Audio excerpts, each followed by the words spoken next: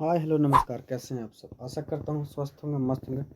दोस्तों, आज से हम लोग एक नया बिहार पुलिस 2025 के लिए जो दोस्तों मॉक टेस्ट शुरू कर रहे हैं। उम्मीद है कि आप सभी चैनल पर पहली बार जुड़ रहे होंगे, तो चैनल को सब्सक्राइब कर लीजिएगा, क्योंकि इसी तरह का जो मॉक डिस्कशन है दोस्तों वो हम लोग लेकर आते रहेंगे, ताकि आप एग्ज़ाम में बेहतर से बेहतर परफॉर्म कर सकें। और अगर आप इसका PDF प्राप्त करना चाहते हैं तो हमारे टेलीग्राम चैनल से जुड़ जाइए। और दोस्तों, वीडियो को लास्ट तक देखिएगा, क्योंकि आपको एक प्रश्न से जो है इसमें बहुत सारा प्रश्न बनेगा। तो अगर अच्छा लगे तो वीडियो लाइक कीजिएगा।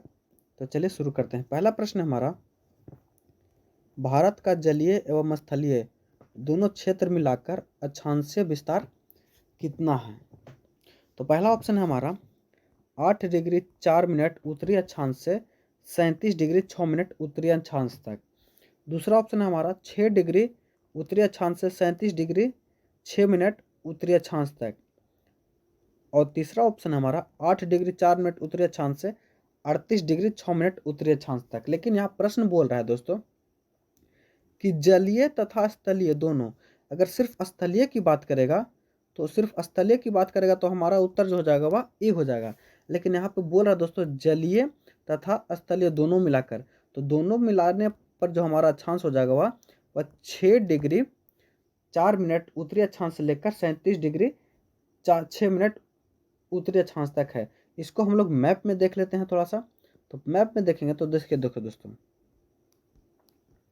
अक्षांश रेखा की बात कर लें तो देखो ये हमारा जो दोस्तों, देखिए थोड़ा सा, ये जो हमारा ये 8 डिग्री 4 मिनट जो दोस्तों ये भारत का स्थलीय है।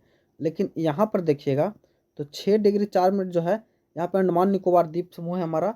तो उसको अगर हम दो लोग देखेंगे तो इसको स्थल भाग को और छोड़ेंगे तो हमारा जो आंसर जो हो जाएगा वह क्या कहाँ से हो जाएगा, तो हमारा जो हो जाएगा वह 6 डिग्री 4 मिनट से।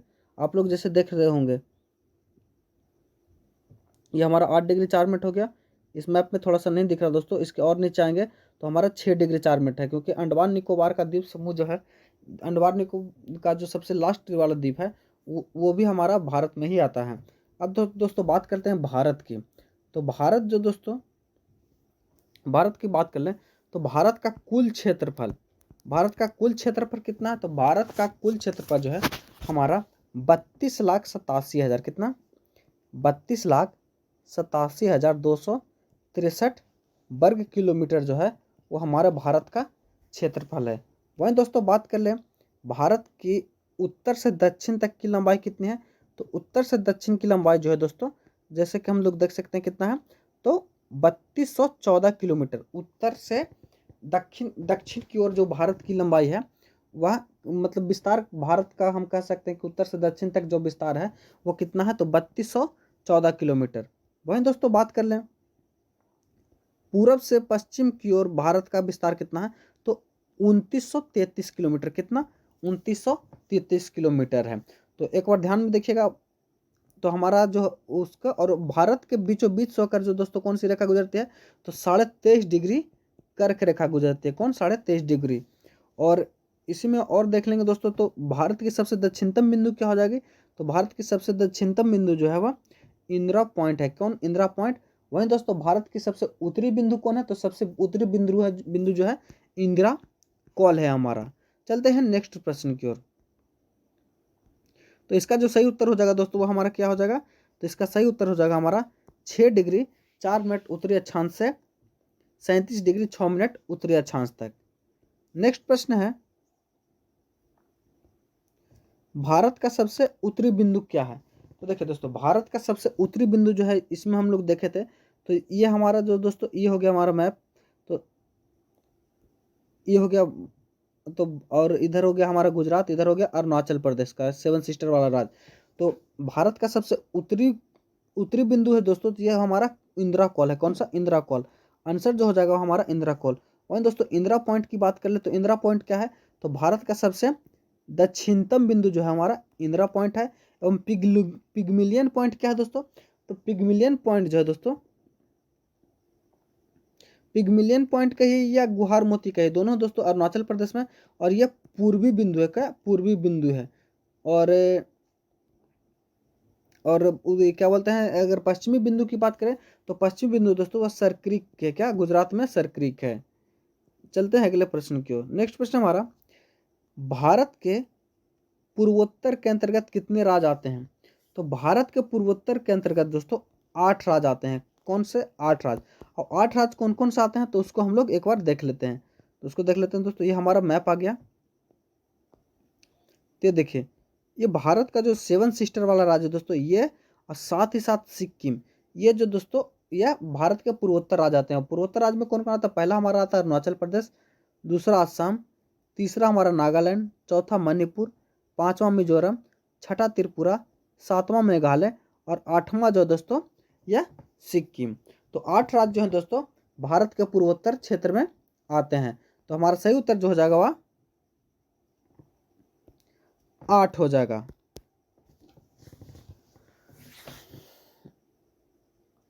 और 8 की बात कर लेंगे दोस्तों तो 8 क्या, तो भारत के कर्क रेखा जो है 8 राज्य से भी होकर गुजरती है। नेक्स्ट प्रश्न हमारा, भारतीय मानक समय कितने राज्य से होकर गुजरती है? तो भारत की मानक समय रेखा जो दोस्तों ये भारत के 5 राज्य से होकर गुजरती है। कौन से? 5 राज्य से। 5 राज्य कौन है दोस्तों? तो 5 राज्य है दोस्तों, उसका याद करने का ट्रिक है हमारा मौका। क्या? मौका। एम से हमारा हो जाएगा क्या? मध्य प्रदेश। क्या? मध्य प्रदेश। ओ से हमारा हो जाएगा उड़ीसा, यू से हो जाएगा उत्तर प्रदेश, सी से हो जाएगा छत्तीसगढ़ और ए से हो जाएगा आंध्र प्रदेश। तो इसको भैया ध्यान में रखिएगा, मौका। ये कितने राज्य से होकर गुजरती है? तो 5 राज्य से होकर गुजरते हैं यामोत्तर रेखाएं। तो इसका सही उत्तर जो हो जाएगा दोस्तों हमारा 5 हो जाएगा। ऑप्शन नंबर, माफ कीजिएगा मिस प्रिंट है थोड़ा सा, सी सही हो जाएगा। नेक्स्ट प्रश्न हमारा, कर्क रेखा निम्नलिखित में से कितने राज्य से होकर, किस राज्य से होकर नहीं गुजरती है? तो देखते हैं दोस्तों, कर्क रेखा की बात कर लें तो कर्क रेखा जो है भारत के 8 राज्य से होकर, क्या 8 राज्य से होकर गुजरती है। कौन कौन राज्य? तो पहला हमारा आ गया गुजरात, दूसरा राजस्थान, तीसरा मध्य प्रदेश, चौथा छत्तीसगढ़, पांचवा झारखंड, सातवां पांचवा चौथा पांचवा छठा जो हो जाएगा हमारा पश्चिम बंगाल, सातवां त्रिपुरा और आठवां जो है मिजोरम। तो हम एक बार ऑप्शन में देख लेते हैं। तो ऑप्शन में क्या क्या दिया हुआ दोस्तों? तो ऑप्शन में हमारा दिया हुआ है, माना कि ये थोड़ा सा प्रश्न की तरह इधर था। तो पहला है गुजरात। तो गुजरात तो दोस्तों ये पहले नंबर का है। दूसरा त्रिपुरा, त्रिपुरा में भी दोस्तों ये हम लोग देखे 7वें नंबर पे आता है। मिजोरम ये जो है दोस्तों 8वें नंबर पर। मेघालय जो दोस्तों, मेघालय से जो है कर्क रेखा नहीं गुजरती है। तो हमारा आंसर जो हो जाएगा वह क्या हो जाएगा? तो हमारा मेघालय जो है करेक्ट आंसर हो जाएगा। छठा नंबर प्रश्न बोल रहा है दोस्तों, अंतर्राष्ट्रीय महिला दिवस कब मनाया जाता है? तो अंतर्राष्ट्रीय महिला दिवस जो है, हम सबको पता है कि अंतर्राष्ट्रीय महिला दिवस जो है 8 मार्च को मनाया जाता है। कब? 8 मार्च को। हमारा सही उत्तर जो हो जाएगा वह 8 मार्च। वहीं दोस्तों देख लें अगर हम 5 मार्च को, तो 5 मार्च को क्या मनाया जाता है? तो 5 मार्च को दोस्तों उड़ीसा में, किस राज्य में? उड़ीसा में पंचायती राज दिवस मनाया जाता है। क्या? उड़ीसा में पंचायती राज दिवस मनाया जाता है। वहीं दोस्तों बात कर लें और 5 मार्च को क्या मनाया जाता है? तो और 5 मार्च को जो मनाया जाता है वह राष्ट्रीय, क्या राष्ट्रीय एबिन्स दिवस भी मनाया जाता है। अगला ऑप्शन है हमारा 10 मार्च को। तो 10 मार्च को हम लोग क्या मनाते हैं? तो 10 मार्च को हम लोग दोस्तों विश्व गुर्दा दिवस, का विश्व गुर्दा दिवस मनाते हैं। और साथ ही साथ दोस्तों ये CISF का स्थापना दिवस भी है। तो हमारा सही उत्तर जो हो जाएगा वह 8 मार्च हो जाएगा। चलते हैं अगले प्रश्न की ओर। अगला हमारा, विश्व पर्यावरण दिवस कब मनाया जाता है? तो विश्व पर्यावरण दिवस जो दोस्तों हम सबको पता है कि वो 5 जून को मनाया जाता है। क्या? 5 जून को मनाया जाता है। इसका सही उत्तर जो हो जाएगा वो हमारा 5 जून हो जाएगा। वहीं दोस्तों अगला हमारा ऑप्शन है 5 जुलाई को क्या मनाते हैं? तो 5 जुलाई को हम लोग विश्व, 5 जुलाई को समथिंग भूल गए दोस्तों, इसको छोड़िए। 5 सितंबर को बात कर लें तो 5 सितंबर को हम लोग क्या मनाते हैं? तो 5 सितंबर को हम लोग राष्ट्रीय शिक्षक दिवस मनाते हैं। कौन सा? राष्ट्रीय शिक्षक दिवस मनाते हैं। वहीं दोस्तों बात कर ले अगर 5 अक्टूबर को, तो 5 अक्टूबर को अंतर्राष्ट्रीय शिक्षक दिवस मनाते हैं। क्या? अंतर्राष्ट्रीय शिक्षक दिवस मनाते हैं? इसका सही उत्तर जो हो जाएगा हमारा 5 जून हो जाएगा।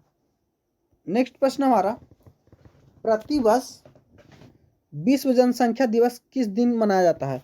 तो विश्व जनसंख्या दिवस जो है हम लोग 11 जुलाई को मनाते हैं। कब? 11 जुलाई को। सही उत्तर जो हो जाएगा वो हमारा 11 जुलाई हो जाएगा। ऑप्शन नंबर ए में दिया हुआ है 11 मार्च। तो 11 मार्च की बात करें दोस्तों, तो 11 मार्च को क्या मनाते हैं? तो सौर दिवस मनाए जाते हैं। क्या? सौर दिवस मनाया जाता है। और यह क्या है दोस्तों? तो यह जो है पृथ्वीराज चौहान की पुण्यतिथि है। क्या? पुण्यतिथि को ही सौर दिवस के रूप में मनाया जाता है। 11 अगस्त देखें तो 11 दोस्तों यह भी एक खास डेट है। इसी दिन जो दोस्तों 11 अगस्त 1908 को, कब? 1908 को खुदीराम बोस को फांसी पर लटकाया गया था। और नेक्स्ट ऑप्शन डी नंबर हमारा 10 जनवरी। तो 10 जनवरी को हम सबको पता है कि 10 जनवरी को हम लोग विश्व हिंदी दिवस मनाते हैं। कौन सा? विश्व हिंदी दिवस हम लोग 10 जनवरी को मनाते हैं। तो चलते हैं अगले प्रश्न की ओर। और दोस्तों अगर वीडियो अच्छा लगे तो लाइक ज़रूर कीजिए और दोस्तों के साथ शेयर कीजिए। और अगर आप लोग कुछ वीडियो में सुझाव देना चाहते हैं तो हमारे कमेंट बॉक्स खुला हुआ है दोस्तों, आप लोग उसमें कमेंट कर सकते हैं। तो चलिए नेक्स्ट प्रश्न है, निम्नलिखित में से किसे बतौर विश्व खाद्य दिवस मनाया जाता है? तो विश्व खाद्य दिवस के रूप में हम लोग 16 अक्टूबर को मनाते हैं। कब? 16 अक्टूबर को। ऑप्शन नंबर डी जो हमारा बिल्कुल करेक्ट हो जाएगा। नेक्स्ट ऑप्शन है दोस्तों ऑप्शन नंबर बी, अगर देख लें 16 नवंबर को, तो 16 नवंबर को क्या मनाते हैं हम लोग? तो 16 नवंबर को हम लोग राष्ट्रीय क्या? राष्ट्रीय प्रेस दिवस मनाते हैं। कौन सा? राष्ट्रीय प्रेस दिवस जो हम लोग 16 नवंबर मनाते हैं। बात आगे है दोस्तों प्रेस की, तो प्रेस स्वतंत्रता सूचकांक में, किसमें? प्रेस स्वतंत्रता सूचकांक में भारत का रैंक कितना है? तो भारत का रैंक जो दोस्तों 159 है। इसको भी ध्यान में रखिएगा। वही दोस्तों बात कर रहे हैं, चलते हैं अब अगले प्रश्न की ओर। नेक्स्ट प्रश्न हमारा, विश्व एड्स दिवस निम्नलिखित में से किस दिन मनाया जाता है? तो विश्व एड्स दिवस जो दोस्तों यह 1 दिसंबर को मनाया जाता है। कब? 1 दिसंबर को। ऑप्शन नंबर ए हमारा बिल्कुल करेक्ट है। अगला ऑप्शन है 20 मार्च। तो 20 मार्च को हम लोग क्या मनाते हैं दोस्तों? तो 20 मार्च को जो मनाया जाता है विश्व गोरैया दिवस। क्या? विश्व गोरैया दिवस जो है हम लोग 20 मार्च को मनाते हैं। वहीं दोस्तों बात कर लें 20 दिसंबर को, तो 20 दिसंबर को हम क्या मनाया जाता है? तो विश्व वन्य जीव दिवस। क्या? वन्य जीव दिवस जो है 20 दिसंबर को मनाया जाता है। वहीं 1 मार्च को क्या मनाया जाता है दोस्तों? तो 1 मार्च को जो मनाया जाता है, 1 मार्च को मनाया जाता है विश्व नागरिक सुरक्षा दिवस। कौन सा? विश्व नागरिक सुरक्षा दिवस मनाया जाता है। तो हमारा सही उत्तर जो हो जाएगा वह 1 दिसंबर हो जाएगा। नेक्स्ट प्रश्न है, भारत के राष्ट्रीय ध्वज की लंबाई और चौड़ाई का अनुपात क्या है? तो भारत के राष्ट्रीय ध्वज की लंबाई और चौड़ाई का जो अनुपात है वह कितना है? तो वह दोस्तों 3:2 है। ऑप्शन नंबर बी हमारा बिल्कुल करेक्ट है दोस्तों। नेक्स्ट प्रश्न है, भारत के राष्ट्रीय ध्वज के मध्य में बने धर्म चक्र का रंग क्या है? तो भारत का जो राष्ट्रीय ध्वज है दोस्तों, जिसकी लंबाई और चौड़ाई का अनुपात कितना है? तो 3:2 है। इसमें एक गोल चक्र होता है दोस्तों। क्या? गोल चक्र होता है। इसमें 24 तिलियां होती है। कितनी? 24 तिलियां होती हैं। और इसका रंग जो होता है वह कैसा होता है? तो गहरा नीला होता है। ऑप्शन नंबर बी हमारा सही हो जाएगा। और हरा रंग माफ कीजिएगा दोस्तों, और गहरा नीला दोस्तों यह किस चीज़ का प्रतीक है? उसमें चक्र जो है दोस्तों, ये आप लोग कमेंट करके बताइए। और हरा जो दोस्तों ये हरियाली का प्रतीक है। किसका? हरियाली का प्रतीक है। और वहीं सफ़ेद रंग किसका प्रतीक है? तो सफ़ेद जो दोस्तों वह शांति का प्रतीक है। किसका? शांति का प्रतीक है। काला की बात कर ले तो काला जो दोस्तों यह विरोध का प्रतीक है। क्या? विरोध का प्रतीक है। अगला प्रश्न हमारा दिया है, स्वतंत्र भारत के राष्ट्रीय ध्वज का डिजाइन किसने बनाया था? तो स्वतंत्र भारत के तो राष्ट्रीय ध्वज का डिजाइन है दोस्तों, ये किसके द्वारा बनाया गया था? तो पिंगली वेंकैया के द्वारा बनाया गया था। किनके द्वारा? पिंगली वेंकैया के द्वारा। आंसर नंबर डी हमारा, ऑप्शन नंबर डी जो हमारा बिल्कुल करेक्ट है। एक ऑप्शन है दोस्तों महात्मा गांधी। अब महात्मा गांधी की बात आई तो थोड़ा सा महात्मा गांधी के बारे में हम लोग जान लेते हैं। महात्मा गांधी का जन्म 2 अक्टूबर 1869 को गुजरात के पोरबंदर में हुआ था। कहाँ? पोरबंदर में हुआ था। और ये दोस्तों साउथ अफ्रीका कब गए थे? तो यह जो दोस्तों साउथ अफ्रीका गए थे 1900 कब? 1994 में। कब? 1994 में। और वहीं उन्होंने फिनिक्स फॉर्म की बस्ती की स्थापना कब किया गया था? तो 1994 में। वहाँ उन्होंने देखा कि इस इंडियन पर जो दक्षिण अफ्रीका में अत्याचार हो रहा था उसको उन्होंने वहाँ उनको इंसाफ दिलाया। और उसके बाद भारत कब लौटे? तो भारत जो है दोस्तों 1915 ईस्वी में लौटे। कब? 1915 ईस्वी में। और 1915 ईस्वी को किस तारीख को लौटे हैं दोस्तों? तो 9 जनवरी। कब? 9 जनवरी को। इसी के उपलक्ष्य में विश्व राष्ट्रीय प्रवासी दिवस, क्या? राष्ट्रीय प्रवासी दिवस मनाया जाता है। और 1915 में जब भारत लौटे तो भारत लौटने के बाद इनके जो गुरु हुए, कौन गुरु हुए? तो गोपाल कृष्ण गोखले। कौन? गोपाल कृष्ण गोखले इनके गुरु हुए। इनके कहने के अनुसार उन्होंने पूरा भारत भ्रमण किया। भारत भ्रमण करने के बाद उन्होंने 1 साल तक पूरा भारत का भ्रमण किया।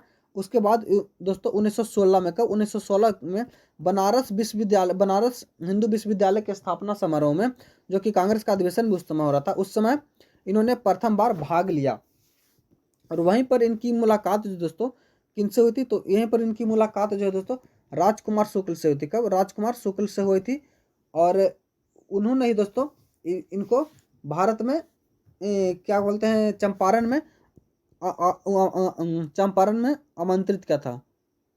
चंपारण में आमंत्रित किया था कि वहाँ तिनकठिया प्रथा के किसानों की जो स्थिति है वो बहुत ही दयनीय है। उसके बाद इन्होंने 1917 में चंपारण सत्याग्रह किया। 1917 में चंपारण सत्याग्रह। उसके बाद इन्होंने दोस्तों 1918 में एक और सत्याग्रह, वह कौन सा था? तो अहमदाबाद मिल हड़ताल। उसके बाद 1918 में एक और सत्याग्रह किया इन्होंने, वह कौन सा था? तो वह था हमारा खेड़ा सत्याग्रह। क्या? खेड़ा सत्याग्रह। उसके बाद दोस्तों इन्होंने 1920 में कौन सा, 20-22 में कौन सा आंदोलन चलाया? तो एक खिलाफत आंदोलन। क्या? खिलाफत आंदोलन भी इन्होंने, जिसका अली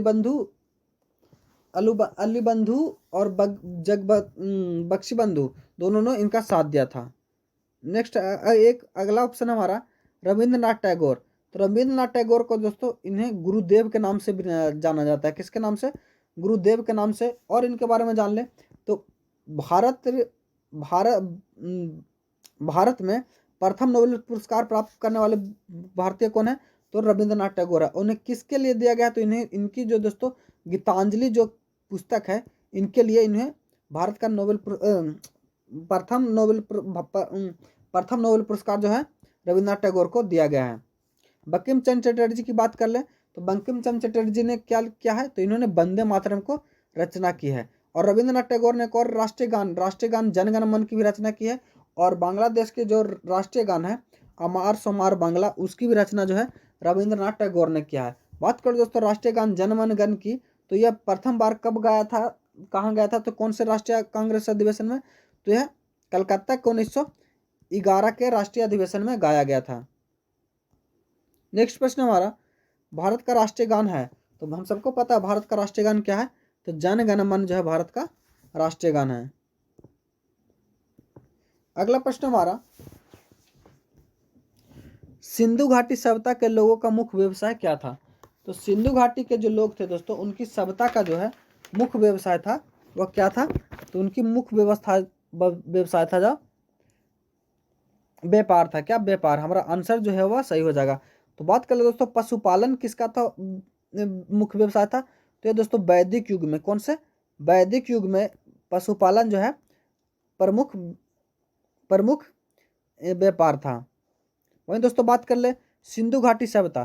तो सिंधु घाटी सभ्यता की खोज 1921 ईस्वी में। कब? 1921 ईस्वी में दयाराम साहनी के द्वारा। किसके द्वारा? दयाराम साहनी के द्वारा 1921 ईस्वी में खोजा गया। उसके बाद दोस्तों 1922 ईस्वी में मोहनजोदाड़ो की खोज हुई। क्या? मोहनजोदाड़ो की खोज हुई। और इसकी खोज किसने की थी? तो इसकी खोज जो की थी राखाल दास बनर्जी ने। किसने? राखाल दास बनर्जी ने किया था। सिंधु घाटी सभ्यता की बात कर ले तो इनका इसमें सबसे बड़ा बंदरगाह कौन है? तो इसका सबसे बड़ा बंदरगाह जो है वह लोथल है। कौन? लोथल है। वहीं दोस्तों बात कर ले सिंधु घाटी सभ्यता के घर कैसे बनाए जाते थे? तो सिंधु घाटी सभ्यता के घर जो है वह पक्की ईंट से बने होते थे। क्या? पक्की ईंट से बने थे। और इनका सड़क जो इनके मतलब शहर जो बसाया गया था दोस्तों, बहुत ही सुसज्जित ढंग से बसाया गया था। और इनके इनके जो वस्तु हड़प्पावासी जो दोस्तों, ये सबसे प्रमुख जो उत्पादन करते थे वह कपास का करते थे। किसका? कपास का करते थे। वहीं दोस्तों बात कर ले हड़प्पा सभ्यता के बारे में, तो इस हड़प्पा सभ्यता के समकालीन एक और कौन सी सभ्यता थी? तो वह थी मिस्र की सभ्यता। कौन? मिस्र की सभ्यता। और कुछ जानते हैं तो चलते हैं अगले प्रश्न की ओर। अगला प्रश्न है, हड़प्पा सभ्यता के अंतर्गत हाल ही में जोते गए खेत का साक्ष्य कहाँ से मिला है? तो जोते गए खेत का साक्ष्य जो दोस्तों, यह कालीबंगा से मिला है। कहाँ से? कालीबंगा से।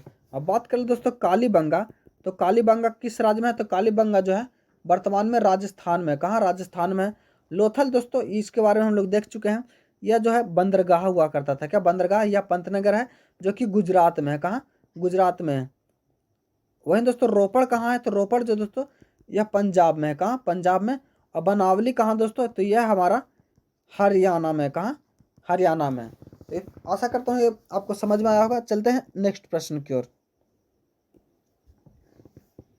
अगला प्रश्न हमारा, बक्सर के युद्ध के समय दिल्ली का शासक कौन था? तो बक्सर के युद्ध के समय दिल्ली का जो शासक था दोस्तों, वह शाह आलम द्वितीय था। कौन? शाह आलम द्वितीय।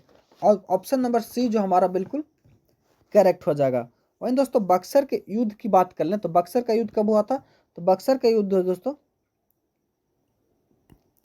1765 में हुआ था। कब? 1765 में हुआ था।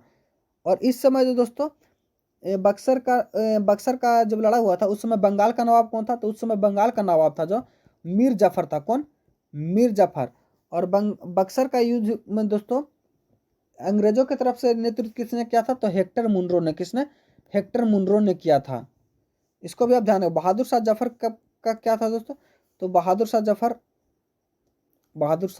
हाँ बहादुर शाह जफर का दोस्तों, ये इनका संबंध जो है 1857 की क्रांति से है। नेक्स्ट प्रश्न है 18वां प्रश्न है हमारा क्या? तो वह हमारा, ईस्ट इंडिया कंपनी को बंगाल, बिहार और उड़ीसा के दीवानी अधिकार कब सौंपी गई? तो ईस्ट इंडिया कंपनी को दोस्तों बिहार, बंगाल और की दीवानी जो है ये 1765 ईस्वी में सौंपी गई। कब? 1765 ईस्वी में। हमारा आंसर जो हो जाएगा वह भी सही हो जाएगा। एक और दोस्तों हमारा 1773 का दोस्तों रेगुलेटिंग एक्ट, इसकी बात कर ले दोस्तों, तो इस एक्ट के तहत क्या क्या हुआ? तो इस एक्ट के तहत जो दोस्तों बंगाल का गवर्नर को दोस्तों गवर्नर जनरल के नाम से, क्या? बंगाल का जो गवर्नर था उसको गवर्नर जनरल के नाम से जाना जाने लगा। साथ ही साथ 1773 के रेगुलेटिंग एक्ट में बंगाल जो मद्रास दोस्तों मद्रास था, मुंबई था, वह कलकत्ता के अधीन हो गया। क्या? कलकत्ता के अधीन हो गया। और इसमें क्या हुआ दोस्तों? तो इसमें हो गया क्या कि भारत के जो नागरिक और सैन्य मामलों का जो जानकार था वो ब्रिटिश को अनिवार्य कर दिया गया। जानकारी जो देना है वह अनिवार्य कर दिया गया। तो इतना जो है 1773 के रेगुलेटिंग एक्ट के बारे में। नेक्स्ट प्रश्न है हमारा,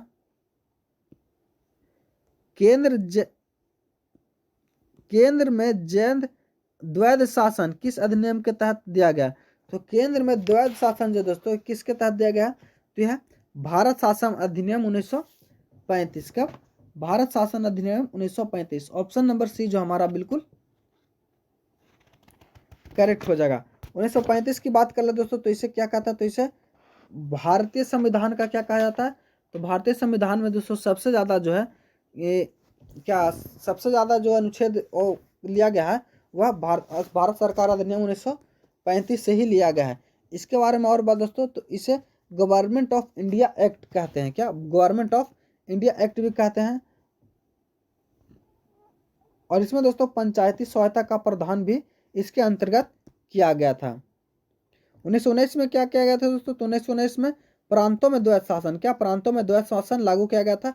और 1909 में क्या गया था? तो 1909 में पृथक निर्वाचन की मान्यता दी गई थी। नेक्स्ट प्रश्न हमारा और आखिरी प्रश्न है, ये आप लोगों के लिए होमवर्क है। इसका आंसर आप लोग कमेंट करके बताइए। उम्मीद करता हूँ वीडियो आपको अच्छा लगा होगा। चैनल पर नए हैं तो चैनल को सब्सक्राइब कर लीजिए। मिलते हैं अगले वीडियो में, तब तक के लिए धन्यवाद। जय हिंद। और PDF के लिए टेलीग्राम जरूर ज्वाइन करें दोस्तों।